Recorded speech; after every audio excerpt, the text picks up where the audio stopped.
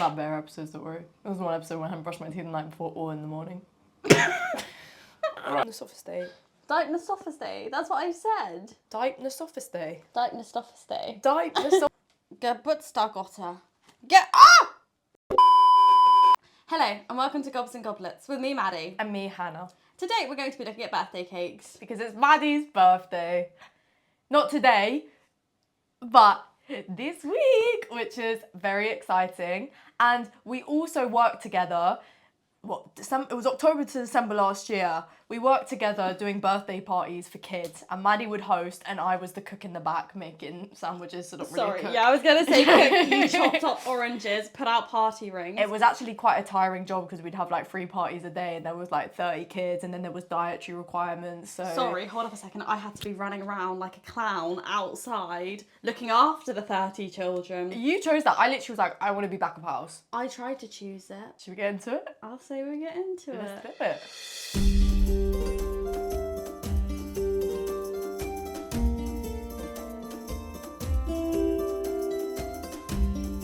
So we're going to travel back to the ancient Egyptian times.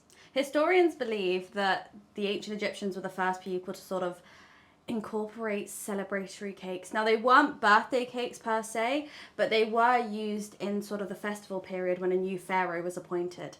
So when pharaohs were appointed, they were believed to be rebirthed, and they would become a deity or a god or goddess. So the cakes would symbolize sort of new life. Obviously, it's the ancient Egyptians, so there's going to be loads of food, wine, festivities, drinks, a whole lot, and of course, wouldn't be them without sacrifices.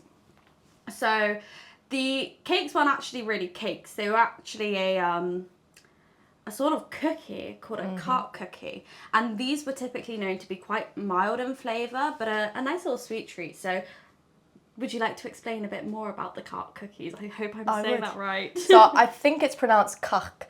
And yeah, so kak is the common Arabic word for biscuit. But yeah, biscuit, cookies, tomato. So these cookies were found... Well, the reason why I haven't done this recipe for you today is we know what ingredients were in them. We don't know, however, the quantities. And yes, some people can just guess, but I can't, unfortunately. However, in terms of the process of how they were made, you can see in the ancient temples of Memphis and Thebes, how they did it on the walls. So yeah. So they would mix honey and butter together over fire, and then they would add flour, and this would make like for a really easy like moldable dough. And so this is like inscriptions into the walls? Yes, you can see it. We'll put a picture, but you can see, you know, how they used to have like the paintings essentially of people doing that. So you could actually see from back in the day how they were done, which is really, really cool. And then they would put them on slate sheets and put them in the oven, fire. And that's how you would get the cookies. And nowadays, cookies, they're filled with nuts, honey, dates, something called agua, which is date paste, which I don't know what that was. Water. I was going to say, we're not doing churros anymore. No, but that's date paste. And sometimes Turkish delight, or they can be enjoyed plain. But nowadays they're had post-Ramadan, once a year. So that's typical time they're had. And with loads of powdered sugar on top. That's how they're enjoyed. But the main reason cookies were made back then was in order to basically give thanks to the god of the sun, which the god of the sun was called Ra, and it basically symbolised another year around the sun. Now, I was really interested in this because obviously I remember I was thinking, you know, how would they have known that, you know, the sun was rotating the earth? That's what they used to think back then. Yeah. Obviously, we know now that the earth rotates the sun, but I didn't think that they would be aware of that back then. No, they weren't. Turns out the Egyptians were really into their astrology. Oh, so they were aware? They were aware to the point that the pyramids were constructed deliberately due to astrology. So, on the topic of pharaohs, they believed that when the pharaohs died, they would become stars in the northern sky. So in order to ensure this would happen, there were 2 specifically bright stars in the sky that were always revolving around the North Pole. And they were like, okay, they're always there. And these they used to call the indestructibles. We now know them as Ursa Minor and Ursa Major, but they were known as the Indestructibles back then. And they deliberately built the pyramids facing just north of these stars so that, therefore, when the pharaohs died, they could become stars in the northern sky. So I thought that was just such a fun little side fact. That's so beautiful. I love the Egyptians. Having an obsession with the Egypt. I told everyone for years that I was conceived in Egypt, and I thought that had something to do with the fact that You're so odd. I thought that had something to do with the fact that I was obsessed with Egyptians as a kid, and it turns out I was conceived in Hounslow, so it has no correlation. But anyway, kak cookies. So we're now going to talk about the Greeks, because they were next. Yes, we are.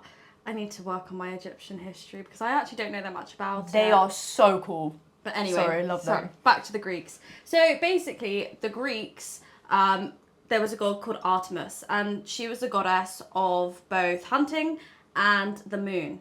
So the Greeks, again, similar to Egyptians, it wasn't done really, well, it wasn't done for birthdays because the concept of birthdays didn't really exist then. But it was done to sort of say, give thanks and request prayers. So they'd make these circular cakes, like the shape of the moon. Some sources say that they also did them in crescent shapes, and that would make sense because it's for the moon god. So, like, you know, I suppose my thought process is just depends on the time of the month, hey? Mm-hmm. Like, that they'll switch and change. Yeah. Anyway, but then they would put a candle on it, and now this candle would be there to illuminate the cake so that it looked like the moon. Haha. Wow. Very intelligent. And then the process of like this wish being able to, or prayer or thank you, to be able to go up to the gods, they'd have to blow it out in one gust. And then they believed that the smoke would carry the prayer slash wish slash thank you, how many times can I say that, up to the god. So it was really, you know, really important. And I thought this was really interesting as well. Like, I just thought it just makes so much sense. Yeah. Like, because obviously smoke rises. I was like... Duh. Like, it's so thoughtful. Yeah. And this was where sort of blowing out the candles actually originated. And the tradition has stayed throughout the rest of history, really. Yeah.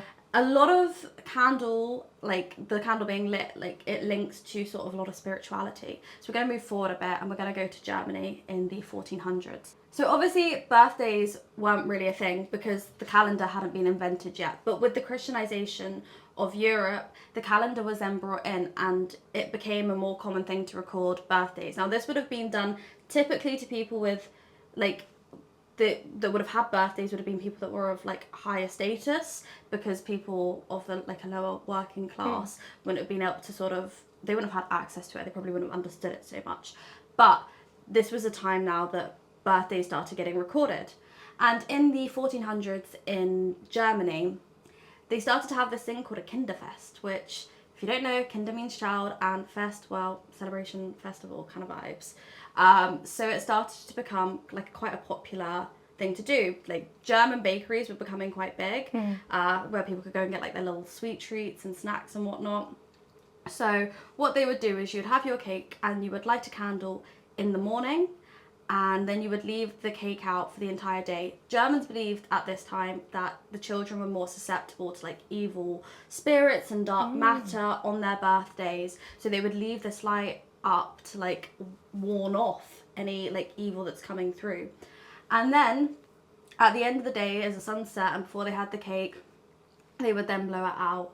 And yeah, so again, like the symbol of like a candle being protective of sort of yourself and your prayers. Yeah. Really interesting. So they would leave the candles the whole day then? Yeah, the whole day burning. Jesus. So I was wouldn't you have wax on the cake? Well, this is what I was thinking. Do they like replace the candle? But you don't want it to go out because in that time period. So I reckon it's either like quite a big candle that they maybe just like placed on top with like something covering. But to be honest, I'm not entirely sure. I do have my notebook now in this moment because I've got to pronounce a German word and I'm not very good at it. But by the 18th century, Kinderfests were really big, and the cake was called Geburtstagstorte. Geburtstagstorte. Geburtstagstorte. You got it. Oh, we don't know about that. So I'm so sorry to any German listeners. I tried. Anyway, moving forward, obviously then you had the colonization of America. A lot of Germans actually ended up in Philadelphia. So when they went, they sort of had to, but the women became like better cooks because they didn't have the same resources that they had in Germany, lots of bakeries and things like that. So they started to make their own cakes and start, you know, building fires and cooking them that way. They weren't typically what we would probably consider very nice cakes. They were probably quite flat, just sweetened by fruit. Sugar wasn't, you know, it was a bit of a luxury at that time. It was becoming a bit more common because of expansion and sort of trades and everything, but it wasn't, you know, a thing. It wouldn't have been lovely. Yeah. Anyway, rolling through. So, happy birthday actually wasn't really a saying until about 1910. Yeah. Beforehand, they said a really long thing that I actually can't remember because it's that long. So, it's something like, I think it's like, it says your name on the cake and then it's like, regards to you on your day. So, kind of a lot to fit on a cake.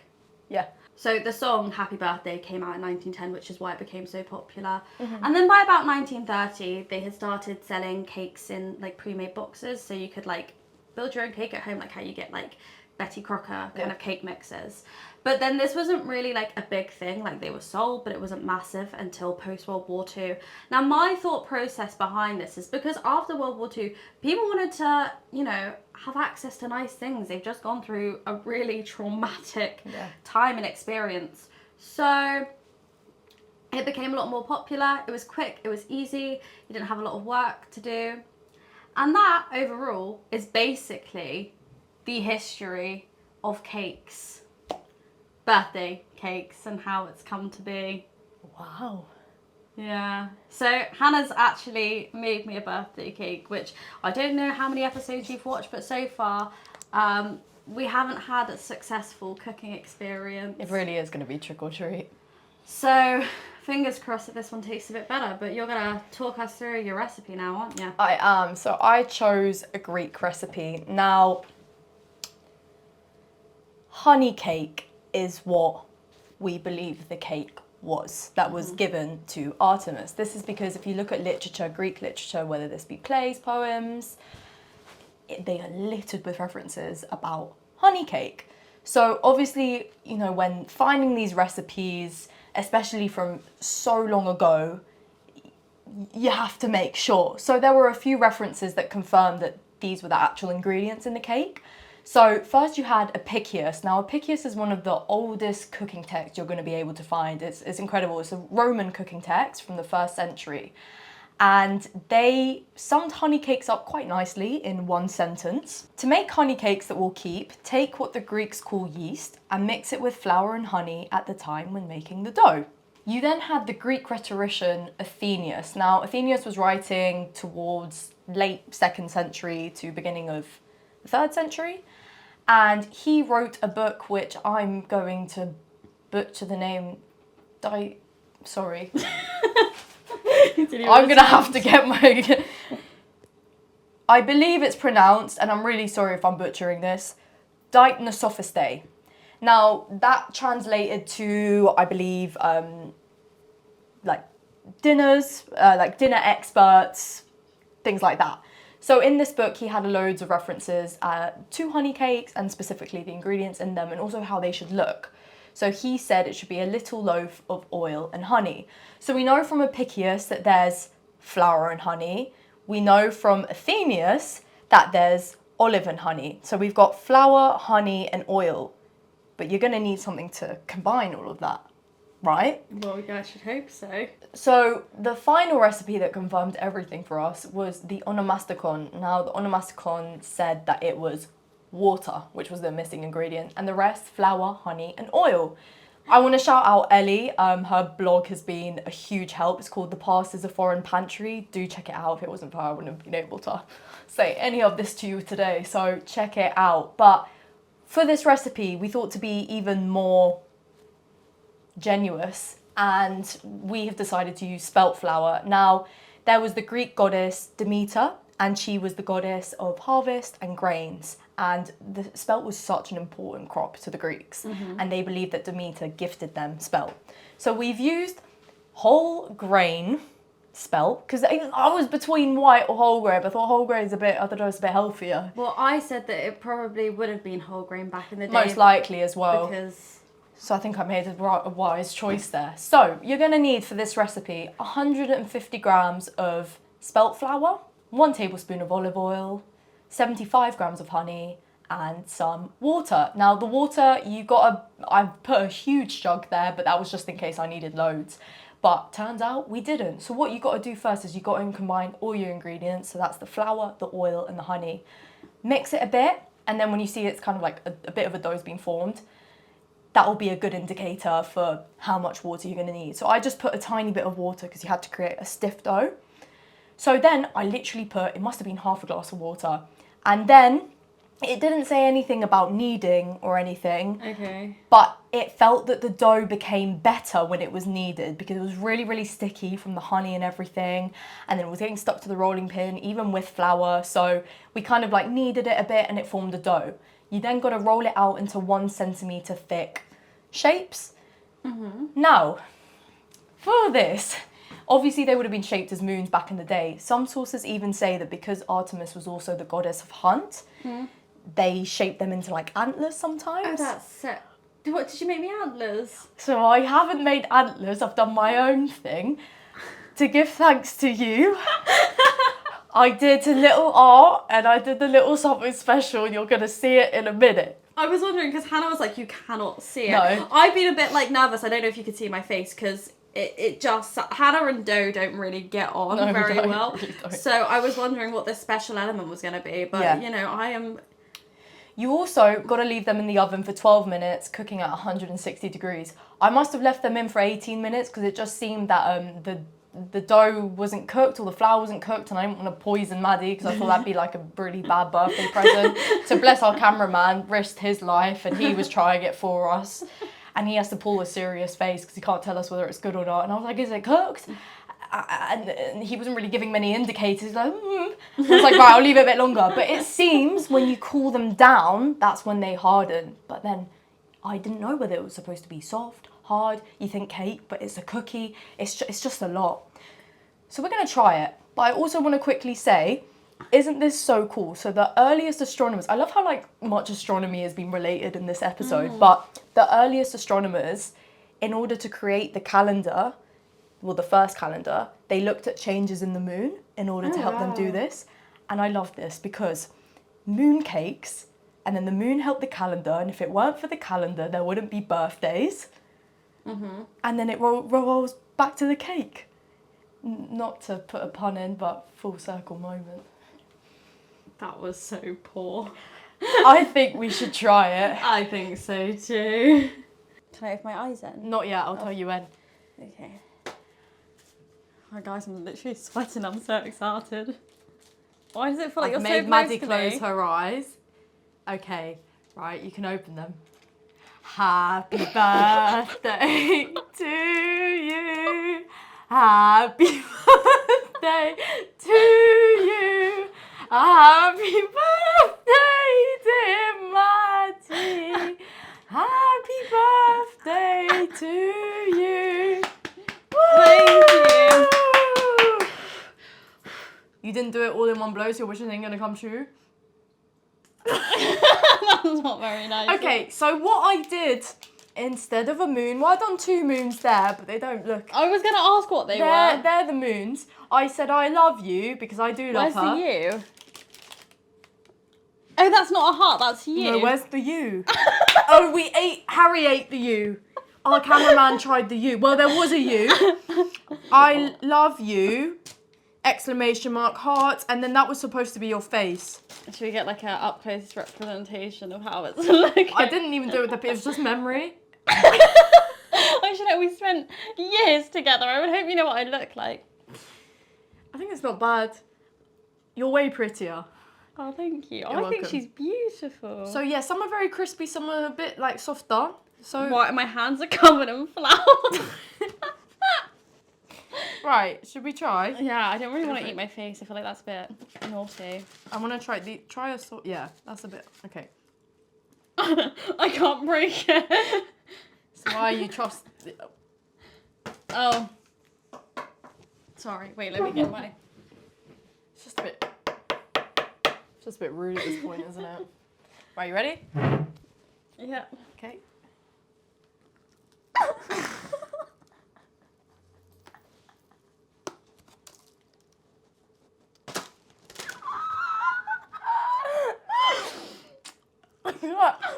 I left them way too long. I just dribbled on camera. Oh, ow! Oh, sorry. When we taste the party, they taste like crunchy nut. Had I just left them for 12 minutes, it should I need like one that's not so cooked. I did leave them in the oven after as well, which I keep forgetting to like take them out. I just didn't want her to see them. Yeah, next time cook them for 12 minutes. You think they ain't cooked? No, leave them to cool. I can't eat it. I can't. If you left them for 12 minutes, I think they actually could be quite nice.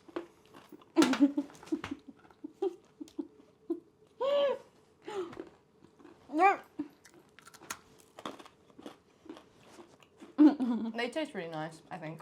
The actual taste is not too bad. Just very crunchy. Anyway, thank you so much, guys, for tuning in. I hope you enjoyed this episode. Hopefully we see you again next week. No, it won't go away. It really is getting stuck in my throat. I can't really talk and eat these. Try swallow. It's still stuck. Do you know what? Next week we'll try again, and Hannah might cook something that's edible. But even if it's not edible, it is art.